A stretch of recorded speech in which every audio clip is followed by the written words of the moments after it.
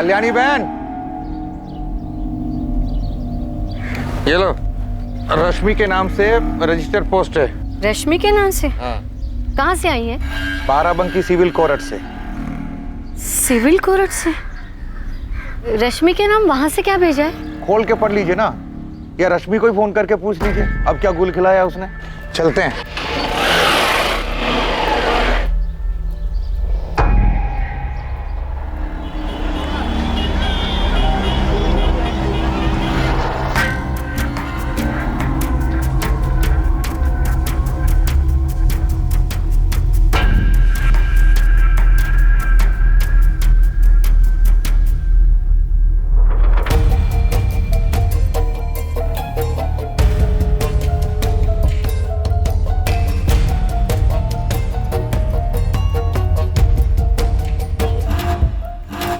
माँ, इतने सारे सवाल पूछने के बजाय ये बताओ कि कोर्ट के नोटिस में लिखा क्या है? रश्मि, शायद तुम्हें कोर्ट में हाजिर होना है। हमें ठीक से समझ में नहीं आ रहा है इसमें क्या लिखा है। किसने भेजा है? अगर कोर्ट से नोटिस आया तो नाम तो लिखा ही होगा। इस पर किसी मनोज पाठक का नाम लिखा है। ठीक है, एक काम करो, विकास को बोलो कि वो उसकी फोटो खींच के भेज दे, हम देख लेंगे, तुम टेंशन मत लो। लेकिन ये है किस बारे में? माँ, हमने कहा ना हम देख लेंगे, तुम बस विकास को बोलो कि वो फोटो खींच के हमें भेज दे। हमें देर हो रही है, हमें मीटिंग के लिए निकलना है। बाय माँ, बाय।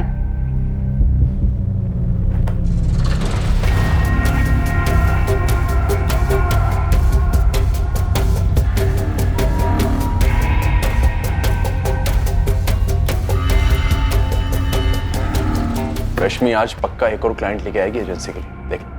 हाँ, उसकी स्कर्ट की लेंथ और छोटी हो गई है। विकास, ये नोटिस पढ़कर कुछ समझे? चाचा जी, हमको बस इतना समझ आया है कि दीदी ने किसी मनोज पाठक से 5 लाख रुपए लिए हैं। भाई साहब, लेकिन इस नोटिस में लिखा क्या है? कल्याणी, तुम हमेशा ऐसे ही ना समझ रहे ना, और विकास तुम भी। रश्मि ने ये पैसे क्यों लिए, कुछ समझ में आया? नहीं चाचा जी। अरे तुम्हारा घर रश्मि ने इस आदमी को बेच दिया है, यही बालापुर वाला घर जिसमें तुम लोग रह रहे हो। और तो और उसने टोकन के पैसे भी लिए हैं, और अब रश्मि ना तो उसको पैसे वापस कर रही है, ना ही घर के कागजात। इसलिए मनोज पाठक ने बाराबंकी सिविल कोर्ट के अंदर रश्मि के खिलाफ केस दाखिल किया है। रश्मि ने हमारा घर बेच दिया? हमें बिना बताए दीदी ऐसे कैसे कर सकती हैं? तुम्हें और तुम्हारी माँ को कुछ पता भी है कि रश्मि वहां लखनऊ में बैठकर क्या क्या करती है?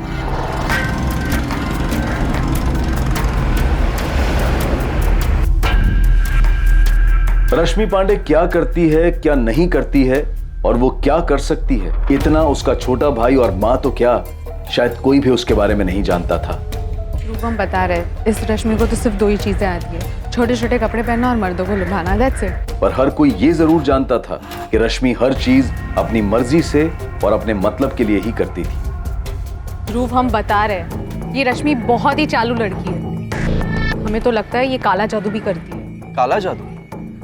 क्या बोल रही हो पायल? मतलब कुछ भी? और नहीं तो क्या, वो हमेशा हमसे हमारे क्लाइंट्स छीन लेती है। आखिर उसको पता कैसे चलता है हम कहाँ किस क्लाइंट को क्या ऑफर दे रहे हैं? हाय Kapil, may I come in? Rashmi, come in, come in. कैसी हो? I'm good. What about you? बस अच्छा, बैठो। प्लीज। हमें पता है कि जब वो क्लाइंट से मिलती है तो वो जानबूझकर अपने शर्ट का दूसरा बटन भी खुला रखती है। बहुत चालू चीज है ये रश्मि। बीरेन सर, हमें पूरा भरोसा है कि रश्मि अपने क्लाइंट्स के साथ फिजिकल भी होती है। और सर, उसने अपने केबिन में एक मेंढक भी रखा हुआ है। मेंढक? यस सर, एक डेकोरेटिव पीस।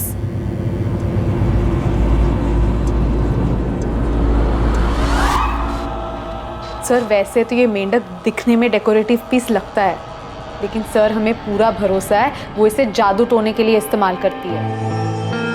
पायल, तुम्हें जलन हो रही है? जलन? रश्मि से? सर, आपको दिख नहीं रहा है, वो अपने बॉडी का इस्तेमाल कर रही है।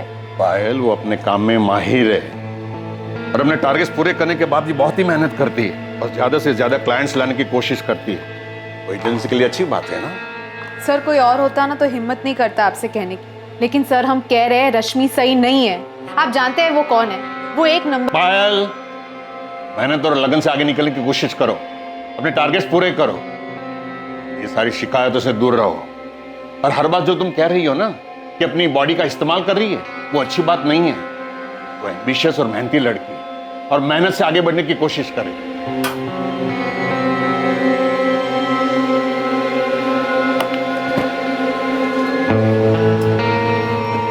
हमारी बात याद रखना, वो अजीब ही है, बता रहे हम।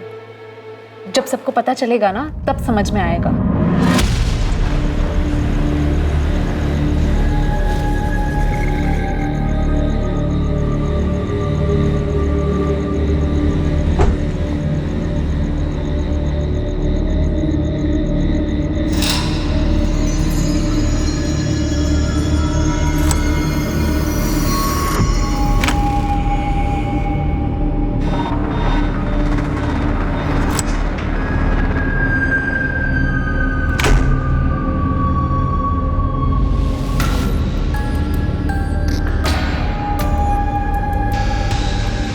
जो लोग जिंदगी में हर चीज को तोड़ मरोड़ कर पेश करते हैं, चाहे वो लोगों से हेर फेर करते हैं या फिर वो जिस रिश्ते में होते हैं उसमें हेर फेर करते हैं, उन्हें लगता है कि हेर फेर करना उनकी एक अनोखी कला है।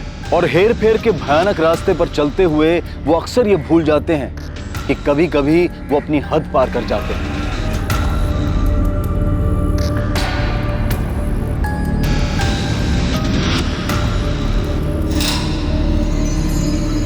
और ऐसा भी होता है कि कोई और उनकी इस हेरा फेरी पर पलटवार कर देता है।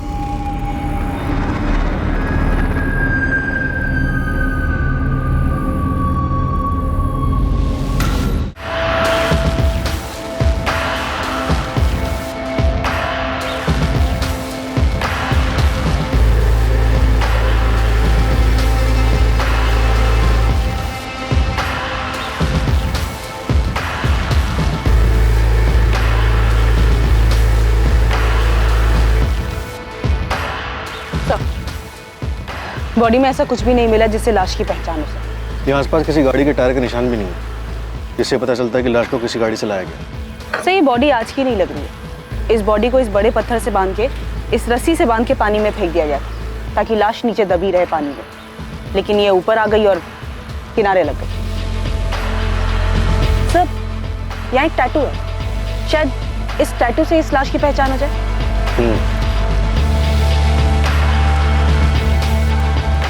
टी-शर्ट।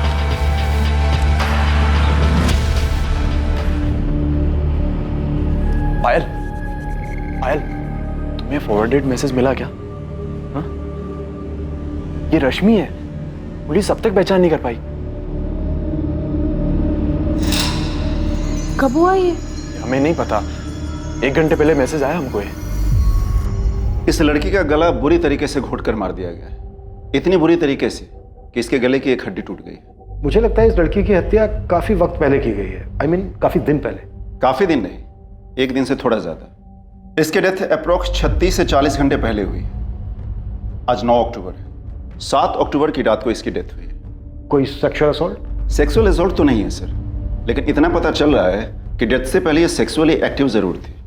सर, इस लड़की के बारे में पता चल गया। रश्मि पांडे नाम है इसका, रमेश विहार कॉलोनी में रहती थी। इसके माँ और भाई बालापुर गांव में रहते हैं। डॉक्टर वैद्य बता रहे हैं कि इस लड़की की हत्या 7 अक्टूबर की रात को हुई। तो कल 8 अक्टूबर को किसी ने इससे मिलने या बात करने की कोशिश नहीं की? सर, इसके बॉस का कहना है कि 4 दिन की छुट्टी पे थी। सर, ये रश्मि पांडे ही है, हमारी एजेंसी की स्टार सेल्स मैनेजर। सर ये कैसे हुआ? बीरेन जी, उसकी लाश हमें कुछ वक्त पहले ही संपत नहर में मिली, लेकिन हमें लगता है कि उसकी हत्या 1 दिन पहले हो गई थी। सर, 7 to 10 अक्टूबर उसने छुट्टी ली थी। कोई केस के सिलसिले में उसे कोर्ट में हाजिर होना था। 11 अक्टूबर को तो वो ऑफिस ज्वाइन करने वाली थी। सर, रश्मि के माँ बाप कहाँ हैं और रश्मि कहाँ रहती थी? हाँ, हम रश्मि की माँ बोल रहे हैं। आप कौन बात कर रही हैं? असिस्टेंट सब इंस्पेक्टर मीना राय बोल रही हूँ, नावेदगंज पुलिस थाने से। आपको यहाँ लखनऊ आना पड़ेगा कल्याणी जी। आज सुबह हमें रश्मि की लाश मिली। रश्मि की लाश? ये क्या कह रही हैं आप? रश्मि मर चुकी है कल्याणी।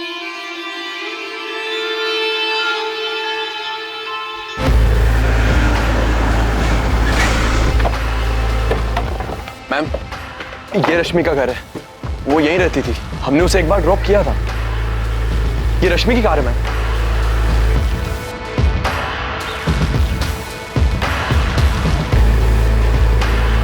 रश्मि यहाँ अकेले रहती? जी हमें तो यही पता है। दरवाजा तो लॉक है, इसकी दूसरी चाबी हो सकती है किसी के पास? किसी को जानते हो, मकान मालिक या कोई और? नहीं हमें नहीं पता, हमने बस एक बार ड्रॉप किया था, वो भी इसलिए कि उसकी कार सर्विस पे गई थी। हम तो 1 साल से बस यही जानते हैं कि ये घर शायद उसका खुद का है। रश्मि की माँ या उसके भाई विकास को जानते हो? उनके पास हो सकती है उसकी डुप्लीकेट चाबी?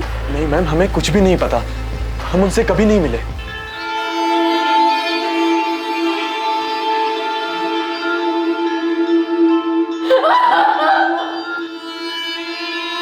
कैसे हुए ये? अभी तो तहकीकात शुरू है। आप? हम भोलाराम पांडे, रश्मि के चाचा। कब हुए ये? अभी पता चला कि 7 अक्टूबर की रात को हुआ। आप लोगों के पास रश्मि के रमेश विहार कॉलोनी वाले घर की चाबी है या उसके मकान मालिक का फोन नंबर? नहीं हमारे पास नहीं है। घर की चाबी किसी के पास नहीं है सर, और ये भी क्लियर नहीं है कि रश्मि उस घर में रेंट पे रह रही थी या ये उसका खुद का घर था। बिना तुम मजिस्ट्रेट साहब के ऑफिस जाओ और वहां से रश्मि के घर का लॉक तोड़ने के ऑर्डर्स लो। मैं रश्मि के भाई, माँ या चाचा जो भी बात करने की हालत में है उससे बात करता हूँ। अश्विन नंबर है 44400913। नाम है रश्मि पांडे। जितना जल्दी हो सके इसके कॉल रिकॉर्ड्स निकलवाओ। रश्मि शादीशुदा नहीं थी, उसका कोई दोस्त या बॉयफ्रेंड था यहाँ? साहब इस बारे में तो कल्याणी को भी कुछ पता नहीं होगा। क्यों? क्योंकि उसको कुछ पता होता तो हमको जरूर बताती। रश्मि और विकास के पिता शंकर मेरे बड़े भाई थे, वो अब इस दुनिया में नहीं रहे, तो अब हम ही। विकास तुम्हें तो पता होगा, काफी क्लोज रहे होगे रश्मि के। नहीं पता साहब, रश्मि दीदी कभी कुछ बताती ही नहीं थी। रश्मि यहाँ जिस कोठी में रह रही थी उस कोठी की कोई भी डिटेल्स नहीं है आप लोगों के पास? नहीं सर। रश्मि की कोर्ट में पेशी थी किसी केस के लिए, किस केस के लिए थी ये तो पता होगा या ये भी नहीं पता? वो पता है साहब, किसी मनोज पाठक ने केस किया था रश्मि दीदी पे। किस लिए? सर उसके घर को लेकर कुछ केस था, कुछ मसला था, लेकिन डिटेल में नहीं बताया था रश्मि ने। ध्रुव और पायल, तुम दोनों रश्मि के कलीग्स हो ना? उसने कभी बॉयफ्रेंड का जिक्र नहीं किया? सर ऐसी कोई बात रश्मि ने तो कभी हमसे नहीं कही, और ना कभी हमने उससे पूछा। पर सर काफी टाइम से उसकी एक फ्रेंड थी सुप्रिया, एक बार रश्मि ने जिक्र किया था उसका। नंबर है उसका? नहीं सर, नंबर तो नहीं है उसका। जिक्र क्यों किया था? मतलब सर बात में जिक्र किया था, कौन सी बात पे किया था ये हमें याद नहीं है। ध्रुव उतना ही बोलो जितना बोलना चाहिए। अरे जो उन्होंने पूछा हमने बस वही तो बताया कि सुप्रिया उसकी फ्रेंड है, बस। आगे देखा नहीं कैसे पूछा था, क्यों जिक्र किया था उसने? ज्यादा मुंह मत खोलो अपना। रश्मि पांडे के बारे में कोई कुछ नहीं बोलने वाला था, क्योंकि रश्मि पांडे के बारे में लोगों को ज्यादा कुछ पता नहीं था। पर कई लोगों को बहुत कुछ पता था, पर वो मुंह नहीं खोलना चाहते थे। रश्मि की जिंदगी के कई पहलू थे और वो एक ही वक्त पर अलग अलग कई जिंदगियां जी रही थी।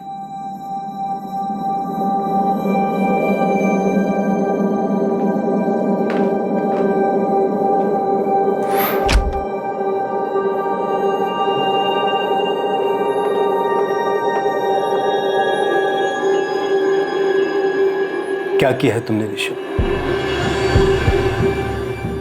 यही तो हम आपसे पूछने वाले थे पापा, कि आपने क्या किया है। देखो बेटा, वो लड़की थी तो मुसीबत थी, और अब नहीं है तो और बड़ी मुसीबत है। पापा हमारे लिए या आपके लिए, या आपके और दशरथ जी के लिए? प्रद्युमन चौधरी और दशरथ जी के आपसी मतभेद में बलि चढ़ी रश्मि पांडे। ये खेल मत खेलो ऋषभ, मजाक में भी नहीं। वो तकलीफ हमारे लिए थी या आपके लिए प्रद्युमन जी? देखिए दशरथ जी, आपको और हमें दोनों को पता है कि उसके जाने से किसी को दुख नहीं हो, ना आपको ना हमें। फिर आप परेशान क्यों लग रहे हैं? क्योंकि ये भी आप जानते हैं कि कुछ ताले ऐसे होते हैं जिनकी चाबी नहीं मिले तो अच्छा है। हमें बस इस बात की फिक्र है कि कोई बेमतलब की चाबी ना मिल जाए और पुलिस का इन्वेस्टिगेशन ताले की खोज में न निकल पाए। देखिए हाजी के आपके भी अच्छे मित्र हैं और हमारे भी, तो बस ये कह रहे हैं कि आग लगने के बाद फायर ब्रिगेड नहीं बुलाते, आग लगने ही नहीं देते। समझ रहे हैं आप हम क्या कह रहे हैं?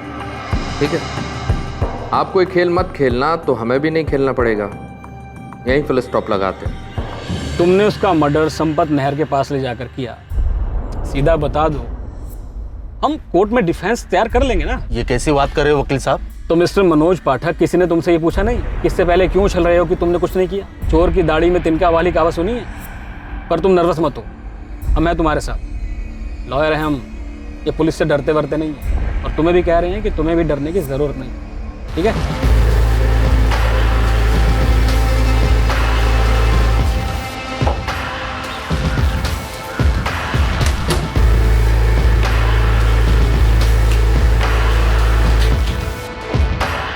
पूरा घर अच्छे से स्कैन करना, एक एक ड्रॉअर, मोबाइल हो या कुछ भी, ठीक से स्कैन करना।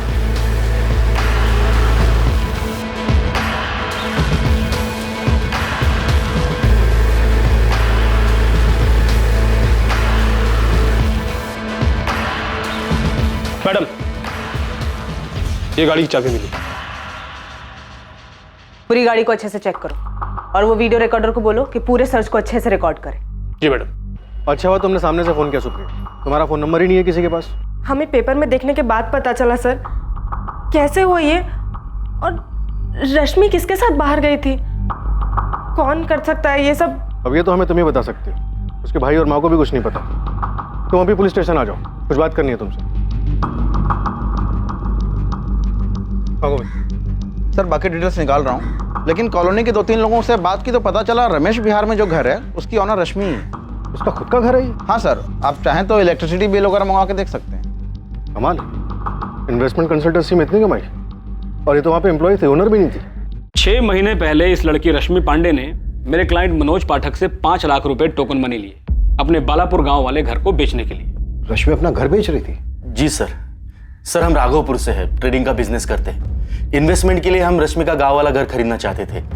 20 लाख रुपए में डील फाइनल हुई थी, 15 लाख रुपए बाय चेक और 5 लाख रुपए कैश एडवांस। और जो ये 5 लाख रुपए है ना सर, वो हमने रश्मि के लखनऊ वाले कोठी पे उसे दिए थे। अब आप घर के कागजात तैयार करवा लीजिए रश्मि जी, एक बार साइन हो जाए तो आपके बचे हुए 15 लाख भी आपको मिल जाएंगे। ठीक है मनोज जी, आप हमें 1-2 हफ्ते का वक्त दीजिए, हम आपके सारे पेपर्स रेडी करवा देंगे। सर 2 महीने बीत गए, रश्मि टाल मटोल करने लगी। मैंने उसे कई बार फोन किया सर, लेकिन वो कह रही थी हम कहाँ भागे जा रहे हैं, ना तुम्हारा पैसा भागे जा रहा है ना घर। और फिर 3 महीने पहले अचानक उसका रवैया चेंज हो गया सर। वो कहने लगी हमने आपसे पैसे लिए ही कहाँ थे। हमने काहे के पैसे लिए मनोज जी, और कब? कोई प्रूफ है आपके पास? मुझे चूना लगा रही हो? हम ही से पैसे लेकर हमसे खेल खेल रही हो? आप ऐसे धमकी मत दो मनोज जी। और इस बात का क्या मतलब है कि आप हमारा रेप करेंगे? क्या? हम अभी पुलिस को कंप्लेन करने जा रहे हैं कि आप हमें रेप करने की धमकी दे रहे हैं। सुनो सुनो रश्मि सुनो। एक तो पैसे लिए, ऊपर से हमें ही धमका रही है। यहाँ मेरे क्लाइंट मनोज पाठक ने बड़ा होशियारी वाला काम किया। उसने तुरंत हमें कॉल कर दिया, तो हमने भी तुरंत सिविल कोर्ट में चीटिंग का केस फाइल करवा दिया। और केस तुम हार रहे होगे मनोज, क्योंकि तुमने कहा कैश दिया था, तो कैश की कोई लिखा पढ़ी तो ही नहीं होगी। आप कहना क्या चाहते हैं इंस्पेक्टर साहब? आपका मतलब ये है कि मेरे क्लाइंट मनोज पाठक ने सिर्फ 5 लाख रुपए के लिए उस लड़की का मर्डर कर दिया? वकील साहब, आप मनोज पाठक के सिर्फ चीटिंग वाले केस में वकील हैं। यहाँ इस वक्त मनोज हमारा एक मर्डर केस में संदिग्ध है। सर एक केस करने के बाद में ऐसे ही चालाक और ऊंची दिमाग वाले लड़के के साथ हम क्यों उलझेंगे? केस करने के बाद हमने सिर्फ एक बार उसे फोन किया था ये कहने के लिए कि हमें वो घर नहीं चाहिए, सिर्फ हमारे पैसे हमें वापस कर दो। लेकिन वो तो बड़ी ढीठ लड़की थी। देखो इंस्पेक्टर साहब, हमें नहीं पता कि आप क्या जानते हैं उस लड़की के बारे में, लेकिन आपको इतना बता दें कि वो लड़की थी तो थोड़ी अजीब। कैसी अजीब? काश आप उस दिन होते कोर्ट में, जब वो पहली बार कोर्ट में सुनवाई के लिए आई थी।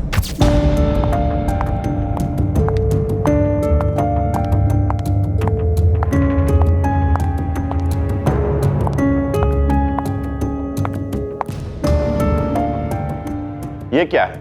क्या सर? मिस रश्मि पांडे, आप इस तरह के कपड़े पहनकर कोर्ट में नहीं आ सकती। इसे कंटेम्प्ट ऑफ कोर्ट लिया जा सकता है।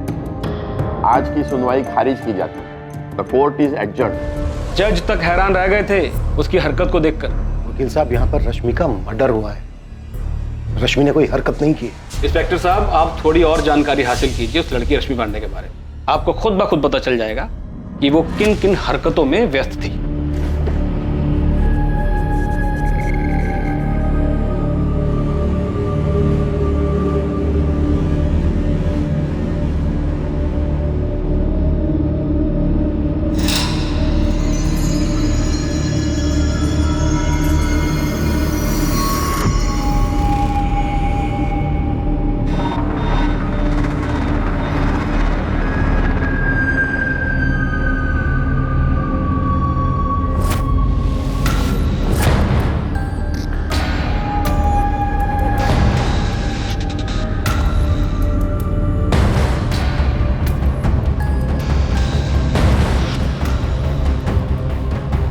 सचदेव त्रिपाठी, जी मैम। ये देखो, इस कमरे में 2 हिडन कैमरास हैं और यहाँ ये वायर भी है जो दीवार के अंदर से जा रही है। इसका रिकॉर्डर भी यहीं कहीं मिला। जल्दी ढूंढो कहाँ है। जी मैडम।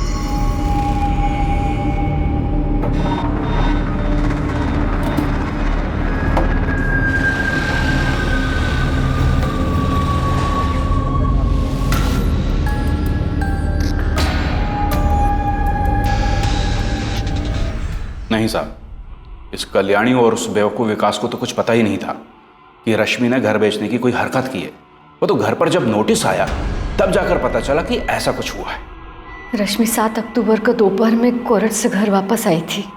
कल्याणी जी, ऐसा कैसे हुआ कि रश्मि ने घर बेचने की बात की और ना ही आपको कुछ बताया और ना ही विकास को? उसने घर बेचने की बात की थी। जब हम पूछे क्यों घर बेच रही है तो बोलती रही बस यहाँ लखनऊ आके रहो। हमारे लिए किराए का मकान देखने की बात की थी। ना, हमारे साथ नहीं माँ। हमने लखनऊ में दूसरी जगह घर देखा है, तुम और विकास वहीं रहोगे। लेकिन रश्मि, हम तुम्हारे साथ क्यों नहीं रहेंगे? क्योंकि तुम किचकिच करोगे हर चीज में। चाचा जी ने भूसा जो भर दिया तुम्हारे दिमाग में, जो रश्मि तुम्हारे हाथ से निकल गई है। चाचा जी हैं तुम्हारे, ऐसी बात नहीं करते। माँ, हम निकल रहे हैं, हमें लेट हो रहा है। रश्मि, क्या कर रहे हो बेटा? सुन तो, देख विकास भी ये गांव छोड़ के नहीं जाना चाहता है। वो गांव में रहे चाहे शहर में रहे, दोनों जगह कुछ खास उखड़ने वाला तो है, इसलिए हम कह रहे हैं चलो तो मतलब चलो। लेकिन ये घर बेचने का सोच कैसे सकती है तू? कैसे सोच सकती है मतलब? अरे माँ, इस घर से पैसे आएंगे वो हम ही नहीं रखने वाले ना, तुम्हारा विकास का हिस्सा दे देंगे। चलते हैं माँ। सुन तो रश्मि, और बस चली गई रश्मि। कल्याणी जी, आपको ये भी नहीं मालूम क्या लखनऊ में रश्मि जिस कोठी में रह रही थी वो कोठी उसी के नाम पर थी, वो खुद मालिक थी उसकी? नहीं मालूम, उसने कहा था वो किराए पे रहती है। सब इस कल्याणी का ही किया कराया है। इतनी छूट जो दे रखी थी अपनी बेटी को, उसको गांव से यहाँ आते वक्त ही मना कर देना चाहिए था। इसके पति मेरे बड़े भाई साहब शंकर पांडे गांव के स्कूल में मास्टर थे, सब इज्जत करते थे उनकी। उनके देहांत के बाद तो इस लड़की ने, कहने का मतलब है कि क्या क्या गुल खिलाए। क्या क्या गुल खिलाए?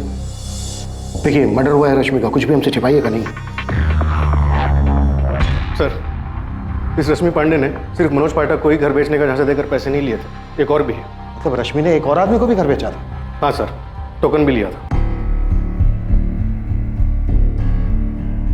हमें रश्मि ने मनोज पाठक के बारे में कभी नहीं बताया सर। उसने तो हमसे कहा था कि उसका बालापुर वाला घर खरीदने के लिए अगर कोई हो तो हम उसे बताएं। और सर, इत्तेफाक से हम भरत गुलेचा को जानते थे जो बालापुर में घर खरीदना चाहता था। ओके रश्मि जी, वैसे रश्मि जी, घर के कागजात कब तक रेडी हो जाएंगे? हमें थोड़ा सा टाइम दीजिए। एक्चुअली हमारी माँ और भाई को उस घर से लखनऊ शिफ्ट करना होगा। जैसे ही घर खाली हो जाएगा आपके सारे पेपर्स रेडी कर देंगे। नहीं, कोई दिक्कत नहीं है, आप आराम से अपना समय लीजिए। ठीक है, थैंक यू सो मच, हम चलते हैं। चलिए। वेलकम भरत जी, प्लीज चिल्लाइए मत। हम आपसे तमीज से बात कर रहे हैं तो आप आवाज नीचे रखिए, वरना हम फोन काट देंगे। तुमने चीटिंग की है रश्मि हमारे साथ, और हमने तो ये भी सुना है कि किसी मनोज पाठक नाम के आदमी ने केस किया है तुम्हारे ऊपर। ये कोठी तुमने उसे भी बेची है। हम भूल गए थे आपको बताना, तो क्या ऐसी टोन में बात करेंगे आप? अगर रश्मि यहाँ वहाँ की बात ना करो तो अच्छा है। हमको हमारे पैसे वापस चाहिए, बस कह देते हैं अभी के अभी। और ये फ्रॉड है ना, हमारे साथ नहीं करना तुम, क्योंकि हम होने नहीं देंगे। देखिए भरत जी, अभी हम बिजी हैं, बाद में बात करते हैं। रश्मि, क्या कर रही हो? ये भरत गुलेचा हमें फोन करके चिल्ला रहा है। अरे यार, हो गई ना गड़बड़ हमसे। ये साला मनोज भी हमारे सर पे बैठा है। यार रश्मि, तुम ना बहुत गंदा गेम खेल रही हो। हम बोल रहे हैं तुमको, ये बड़े लोगों को ठगना अलग बात है। भरत गुलेचा बहुत सीधा साधा आदमी है, अपने मेहनत के पैसों से घर खरीदना चाहता है। अरे तो क्या भागे जा रहे हैं क्या हम? है ना यही? दुनिया में ऐसे बहुत सारे लोग हैं जो बिना किसी पछतावे या बिना किसी एहसास के लोगों को धोखा देते हैं। लोगों को धोखा देकर उनसे लिए हुए पैसों पर ऐशो आराम की जिंदगी गुजारते हैं। किस मिट्टी के बने होते हैं ऐसे लोग? क्यों उन्हें अपने गुनाहों पर कोई पछतावा नहीं होता? उन्हें ये सब कुछ गलत क्यों नहीं लगता? हमें तब पता चला कि रश्मि किसी मनोज पाठक के लफड़े में फंस गई है जब भरत गुलेचा ने हमें गुस्से में कॉल किया। हमने आपको भरत के बारे में इसलिए बताया क्योंकि हमें लगा, क्योंकि तुम्हें लगता है भरत ने रश्मि को मारा। हमें बस लगा। सुप्रिया, बड़े लोगों को ठगना एक अलग बात है, इसका क्या मतलब है? किन बड़े लोगों को ठगा था रश्मि ने? नहीं सर, हमने तो बस ऐसे ही कह दिया था। हमें लगा कि शायद बड़े लोग तो पैसे भूल भी जाएं इसलिए। ये कोठी रश्मि की खुद की है? इतने पैसे कहाँ से आए उसके पास? हम रश्मि को तब से जानते हैं जब वो ऑलरेडी उस कोठी में रहती थी। उसने वो कैसे खरीदी और कब खरीदी हम नहीं जानते। सुप्रिया, हमें रश्मि की लाश संपत नहर के पास मिली। पोस्टमार्टम रिपोर्ट कहती है कि हत्या से पहले रश्मि ने किसी के साथ शारीरिक संबंध बनाए थे। 7 अक्टूबर को रश्मि किसके साथ गई होगी? सर ये तो हम नहीं जानते। रश्मि से हमारी आखिरी बार 5 तारीख को बात हुई थी। उसके बाद से ना ही मेरी रश्मि से बात हुई और ना ही हम मिले। रश्मि का कोई बॉयफ्रेंड था? नहीं सर, उसका कोई बॉयफ्रेंड नहीं है। सुप्रिया, रश्मि के घर कोई तो आया था। सर ये तो हम नहीं जानते और हम ये भी नहीं बता सकते कि कौन हो सकता है।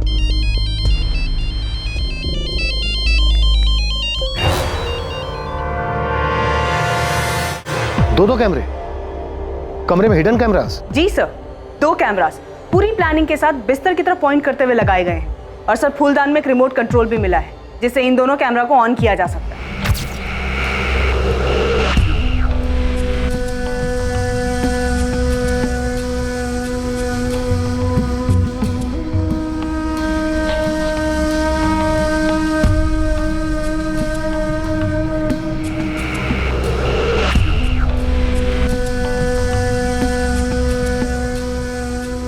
लेकिन सर कुछ वायर्स दिख रहे हैं। रिकॉर्डर निकाल लिया गया है। ऐसा लग रहा है ये वायर्स उसी रिकॉर्डर से कनेक्टेड थी। ये रश्मि कोई सीधी सादी लड़की तो थी नहीं, कुछ ना कुछ तो गड़बड़ कर रही थी। भरत और मनोज का किस्सा हमारे सामने, ऐसे और भी लोग होंगे जिनको इसने ठगा होगा। सारी चीजों पर और अच्छे से ध्यान दो मीना, कोई ना कोई सुराग जरूर मिलेगा। जी सर। मैडम ये देखिए यहाँ कुछ है।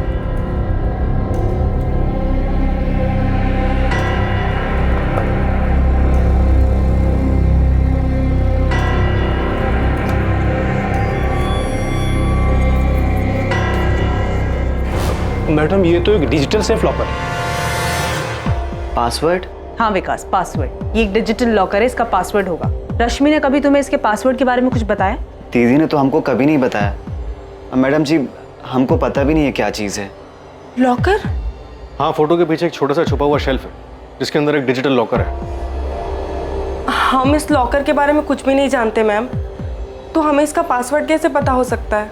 अच्छा, और ये जो हिडन कैमरास लगे हुए हैं इनके बारे में तो पता ही होगा तुम्हें?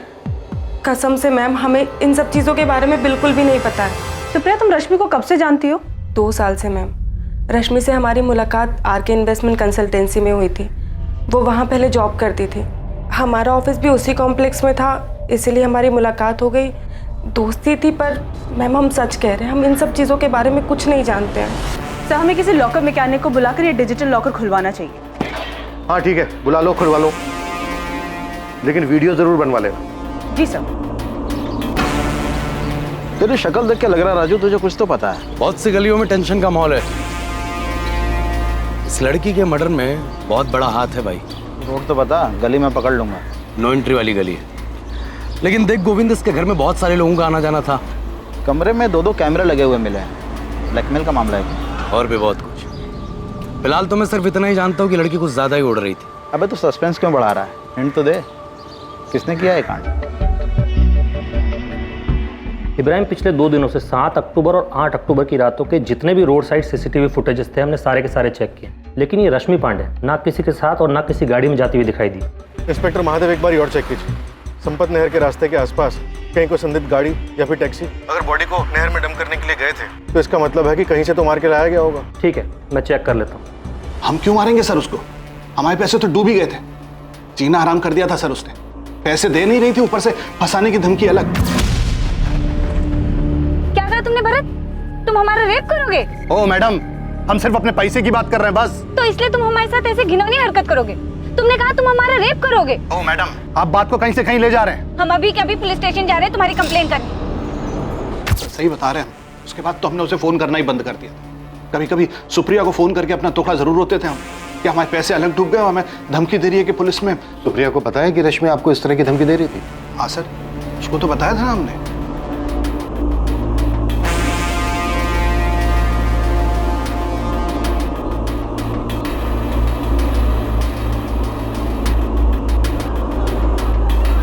सर वो अपने टारगेट्स हर महीने पूरा करती थी और टारगेट से ज्यादा अचीव करती थी।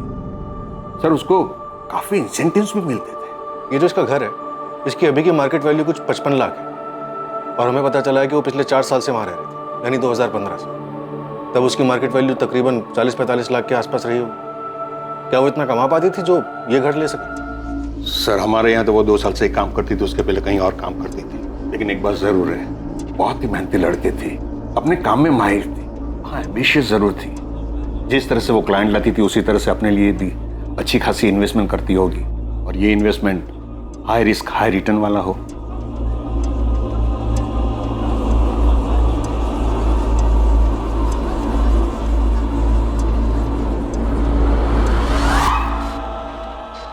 नहीं सर, उस घर में ऐसा कोई भी निशान नहीं मिला जिससे ये लगे कि वहाँ कुछ हुआ हो या फिर रश्मि को वहाँ मारा गया हो। वो लॉकर? सर लॉकर कंपनी 1 या 2 दिन में मैकेनिक को भेज रहे हैं। 2 लोग, मनोज और भरत, दोनों को ठगा इसने और लोगों को भी ठगा होगा, बड़े लोग भी शामिल होंगे इसमें। सर मुझे सुप्रिया पे ज्यादा शक हो रहा है, काफी कुछ है जो ये नहीं बता रही है। ये रश्मि कैसी लड़की थी?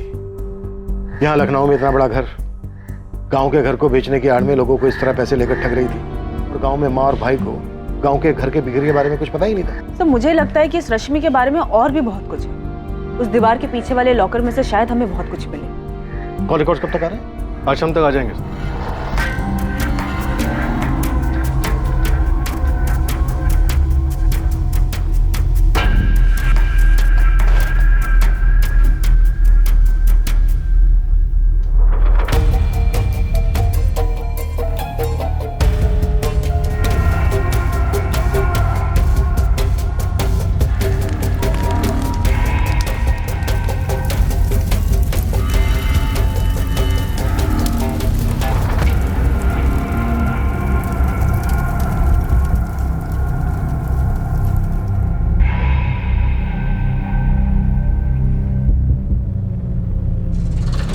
कितना भी छुपाओ, पुलिस को आखिर पता चल ही जाना है कल्याणी।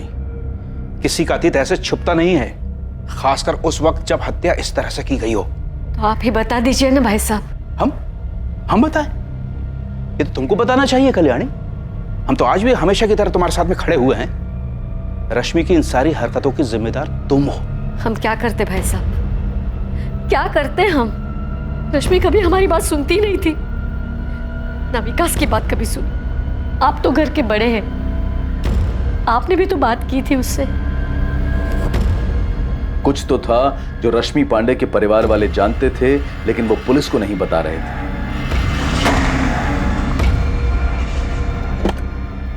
एक ऐसा अतीत जिसका असर वर्तमान पर पड़ने वाला था। रश्मि के घर पर मिलने वाले लॉकर से बहुत कुछ पता चलने वाला था।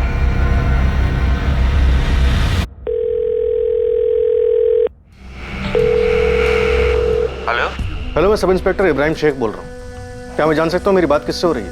मैं ऋषभ चौधरी बोल रहा हूँ, बताइए क्या बात करनी है? आप रश्मि पांडे को तो जानते ही होंगे, उसे कॉल रिकॉर्ड्स में आपका नंबर मिला। हाँ जानते हैं, मतलब एक टाइम पे हम उसे अच्छे से जानते थे, एक दूसरे के साथ घूमा करते थे, और अब नहीं। ओह, लेकिन आपकी बातें तो रेगुलर होती थी। एक हफ्ते पहले आपकी बात हुई थी। ब्रेकअप होने के बाद एक दूसरे के साथ टच में नहीं रह सकते क्या? रश्मि का मर्डर हुआ है। हम जानते हैं, न्यूज़ में देखा है हमने, लेकिन देखिए मुझे ऐसे ही कॉल किया करते थे और वो भी हमें ऐसे ही कॉल किया करती थी। 1 साल पहले हमारा ब्रेकअप हो चुका है।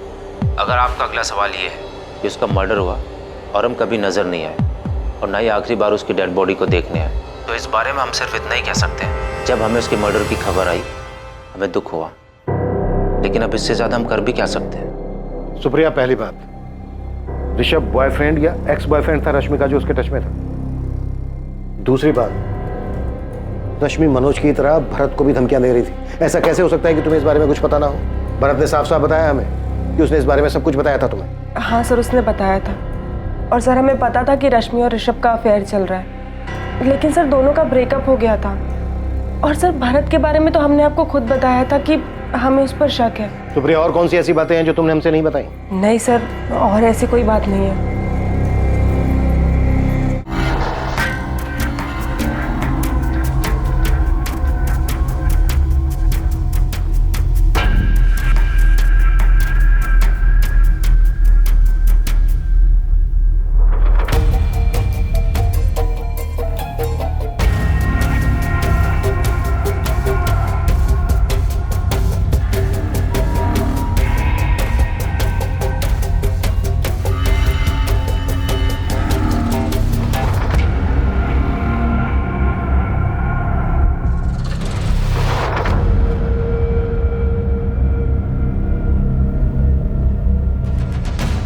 सर ये ऋषभ चौधरी बाहुबली पॉलिटिशियन प्रद्युमन चौधरी का बेटा है। ये लड़की रश्मि और पॉलिटिशियन का बेटा ऋषभ चौधरी। कहीं ऐसा तो नहीं है कि सुप्रिया ने जानबूझकर हमें ऋषभ के बारे में नहीं बताया? ऋषभ, हमारा यकीन करो, हमने पुलिस को तुम्हारे और रश्मि के बारे में कुछ नहीं बताया है। लेकिन ये तुम भी जानते हो कि अगर हम पुलिस को तुम्हारे बारे में नहीं भी बताते तो भी वो रश्मि के फोन से या उसकी कॉल रिकॉर्ड से तुम्हारे बारे में जान सकते हैं। क्या क्या बताया तुमने? भरत के अलावा और कुछ नहीं बताया। ठीक है, अपना ध्यान रखना। और सुप्रिया, कसम से हमने रश्मि के साथ कुछ नहीं किया। ओके। तो रश्मि पांडे के फोन की आखिरी लोकेशन वीआईपी एनक्लेव है। VIP enclave? ये तो पॉश लोकेलिटी है। यहाँ पर तो काफी पॉलिटिशियंस के घर हैं। और हमारा संदिग्ध एक पॉलिटिशियन का बेटा है जो रश्मि का एक्स बॉयफ्रेंड भी है। ये सुप्रिया पक्का कुछ छुपा रही है। सब लॉकर में काफी कुछ मिला है, काफी अजीब चीजें। सर, ये मेंढक और सिक्के के डिजाइन को देख के लग रहा है कि कोई काला जादू का चक्कर है। सर ये मेंढक तो मैंने रश्मि के ऑफिस के केबिन में देखा था। जब मैं वहां रश्मि की चीजों के बारे में जानकारी लेने गया था तब मैंने देखा था। मुझे लगा कि ये कोई डेकोरेटिव पीस है, लेकिन एक जैसे दो, एक रश्मि के ऑफिस में, एक रश्मि के घर के लॉकर में। जरूर इसका कुछ मतलब है सर। ये रश्मि क्या थी, कर क्या रही थी? ये पेन ड्राइव चेक करते हैं, इनमें उसके रूम की रिकॉर्डिंग हो सकती है।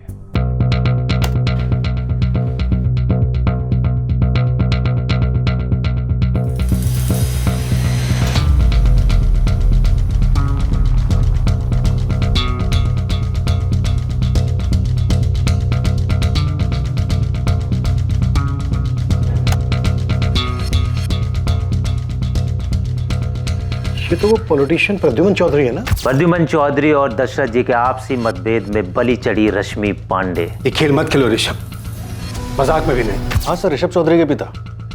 लेकिन ऋषभ तो रश्मि का बॉयफ्रेंड था। उसके पिता यहाँ? तो हमें बाकी के पेन ड्राइव भी चेक करने चाहिए।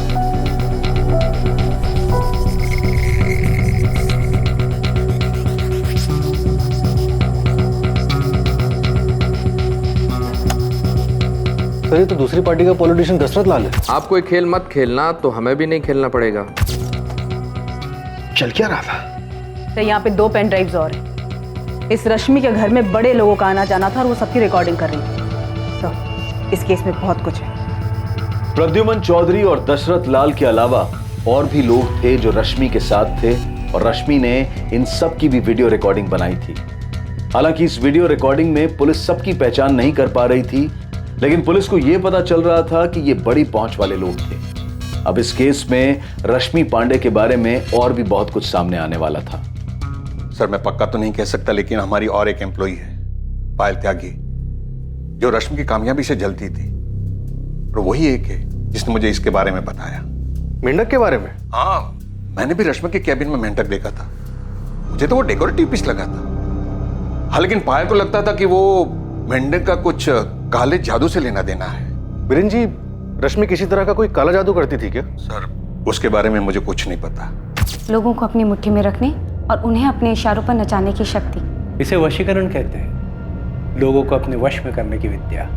हमें ये शक्ति किसी भी तरीके से चाहिए और किसी भी कीमत पर। ऐसा नहीं होता है कि इंटरनेट पे आपने ऑर्डर दे दी और वो चीज़ आपके पास आ गई। ये विद्या प्राप्त करने के लिए तुम्हें कठिन तपस्या करनी पड़ेगी। हम कुछ भी करने के लिए तैयार हैं, हमें बस ये शक्तियाँ चाहिए।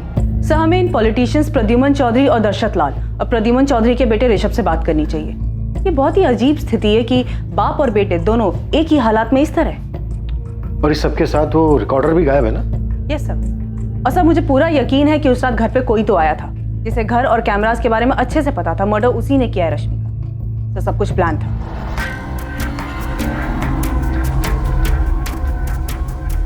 वो लड़की तुम्हारे लायक थी ही नहीं ऋषभ, तुम बेकार हम पे गुस्सा कर रहे हो। पापा हमारे लायक थी या नहीं, अब बात उसकी नहीं है। पापा हमारे दिल में उसके लिए कुछ नहीं है। हमारे दिल में एक सच है और हमें ये नहीं पता कि उसका सामना कैसे करना है।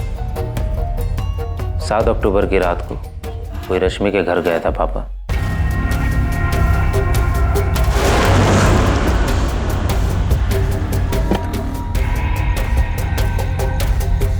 सात अक्टूबर की रात को कोई रश्मि के घर गया था पापा।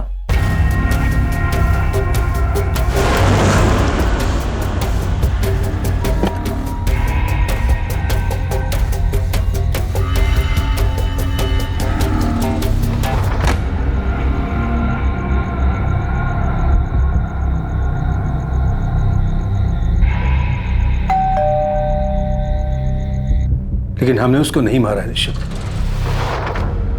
और हम जानते हैं कि रश्मि को तुमने ही मारा है। इंस्पेक्टर शुक्ला, मैं इस लड़की रश्मि पांडे के बारे में बहुत अच्छे से जानता हूँ। 3 साल पहले भी इसने एक बड़े आदमी की जिंदगी बर्बाद की थी।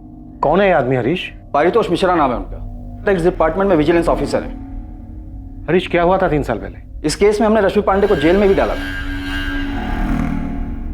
ये रश्मि पांडे बहुत शातिर थी और उसके परिवार वालों को भी उसके बारे में सब कुछ पता था। उसके परिवार वालों ने हमें रश्मि के जेल जाने के बारे में कुछ नहीं बताया। पारितोष को रश्मि ने फंसाया था और धोखा दिया।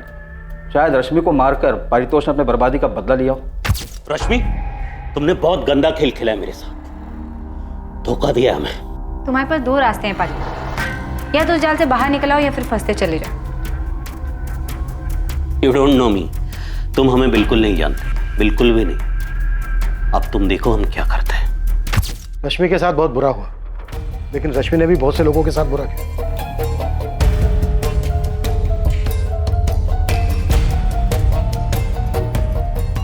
तो ये रश्मि भी इतनी सीधी नहीं थी। इन सब के साथ ऐसी रिकॉर्डिंग, और अब ये परितोष, जिसका 3 साल पहले का किस्सा निकल के सामने आ रहा है। सर, हमें इस परितोष की स्टोरी जाननी है। इस परितोष ने रश्मि को जेल भेजा और उसकी फैमिली ने हमें एक बार भी नहीं बताया। रश्मि की माँ और चाचा इससे बिल्कुल अनजान बने, लेकिन लगता नहीं है कि वो इतने अनजान है। सर, इन सब के साथ एक नाम और जुड़ना चाहिए। ये कौन सा नया एंगल निकला है? सर, रश्मि के ऑफिस से गोविंद खबरी खबर लाया। रश्मि का उसकी कलीग पायल त्यागी के साथ 36 का आंकड़ा था, और ये आंकड़ा मर्डर करने तक पहुंच गया। पत्थर इतना भारी नहीं था जितना होना चाहिए था। मिसिंग ही रह जाती अगर बॉडी नहीं मिलती तो, है ना? देखो बेटा, रश्मि तो अब रही नहीं, और तुमसे ये सब कुछ संभलेगा भी नहीं, और तुम्हारी माँ को ज्यादा कुछ आता भी नहीं है। तो बेटा, हम ऐसा करते हैं कि रश्मि का जो लखनऊ वाला घर है उसका अच्छा सौदा करवा देते हैं। उससे तुम्हें और तुम्हारी माँ को काफी फायदा हो जाएगा और अच्छा पैसा भी मिल जाएगा, है बेटा? बेटा, रश्मि जिस तरह की जिंदगी जी रही थी उसके साथ तो ऐसा होना ही था। वो खुद अपने आप को इस अंजाम तक लेकर आई थी। बेटा, तुम ज्यादा दुखी मत हो, बस अपनी मां को संभालो।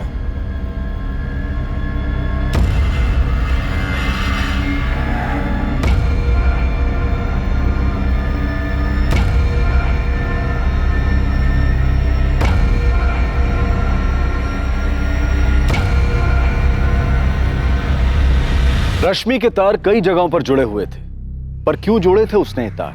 क्या वो बड़ी पहुंच वाले लोगों के ऊपर पकड़ रखना चाहती थी, या फिर वो ये सब इसलिए कर रही थी ताकि वो खुद एक पावरफुल इंसान बन सके? रश्मि के इस काले जादू का क्या एंगल था, और 3 साल पहले रश्मि जेल क्यों गई थी?